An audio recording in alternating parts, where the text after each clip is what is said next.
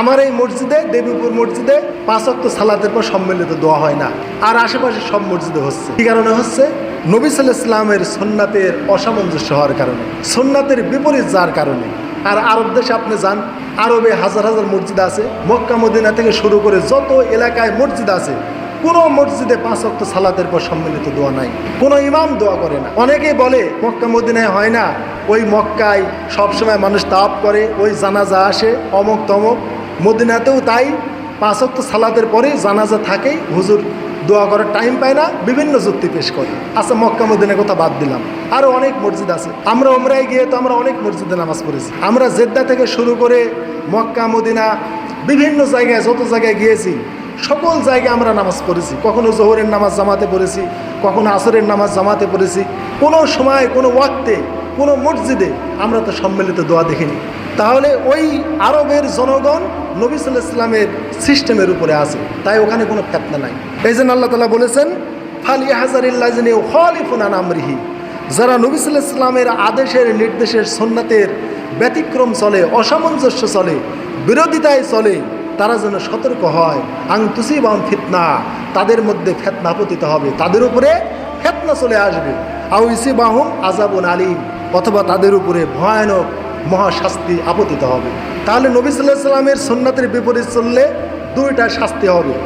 একটা হচ্ছে সমাজে ফিতনা হবে, দুইটা হচ্ছে তাদের প্রতি মহাশাস্তি আসবে। এই শাস্তি দুনিয়াতেও আসতে পারে, পরকালে আল্লাহ তাআলা দিতে পারেন।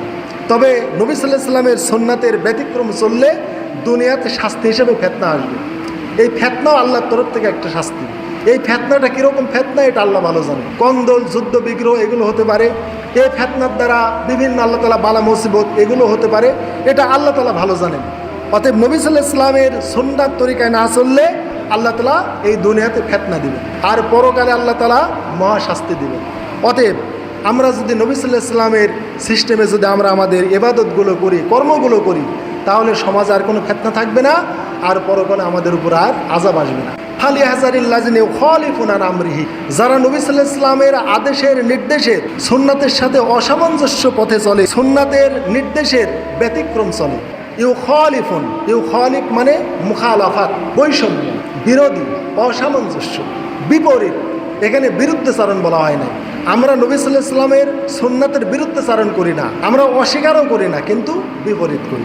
এই বিপরীতের কথা আল্লাহ এখানে বলছেন যে ফালিয়াহযারিল্লাযিনা ইউখালিফুনা আন আমরিহি, যারা নবী সাল্লাল্লাহু আলাইহি ওয়াসাল্লামের সুন্নাতের বিপরীত করে, ব্যতিক্রম করে, অসামঞ্জস্য করে, তারা যেন সতর্ক হয়। আন তুসিবাহুম ফিতনা, তাদের উপরে ফিতনা পতিত হবে। আও ইউসিবাহুম আযাবুন আলীম, অথবা তাদের উপরে ভয়ানক মর্মন্তুদ মহাশাস্তি তাদের প্রতি আপতিত হবে। তাহলে নবী সাল্লাল্লাহু আলাইহি ওয়াসাল্লামের সুন্নাত তরিকায় যদি কেউ কোনো আমল না করে, তার বিপরীত করে, এই করার দ্বারা সমাজে ফিতনা হবে, এটা আল্লাহ কোরআনে জানিয়ে দিয়েছেন। আর এই জন্য তো এত ফিতনা। এখন যদি আমরা সকলে নবী সাল্লাল্লাহু আলাইহি ওয়াসাল্লামের সিস্টেমে নামাজ পড়ি, নবী সাল্লাল্লাহু আলাইহি ওয়াসাল্লামের সিস্টেমে আমরা জিকির করি, নবী সাল্লাল্লাহু আলাইহি ওয়াসাল্লামের সিস্টেমে আমরা রাজনীতি করি, নবী সাল্লাল্লাহু আলাইহি ওয়াসাল্লামের সৃষ্টিতে অর্থনীতি করি, নবী সাল্লাল্লাহু আলাইহি ওয়াসাল্লামের সিস্টেমে পিতামাতা মারা গেলে কি করতে হবে সেইগুলো যদি আমরা করি, সকল কিছু যদি আমরা নবী সাল্লাল্লাহু আলাইহি ওয়াসাল্লামের সিস্টেমে করি, তাহলে আর ফিতনা থাকবে না, সব একরকম হবে। এই জন্য আরবে তো কোনো ফিতনা নাই, আরবের সকল মানুষেরা একই মতের অনুসারী।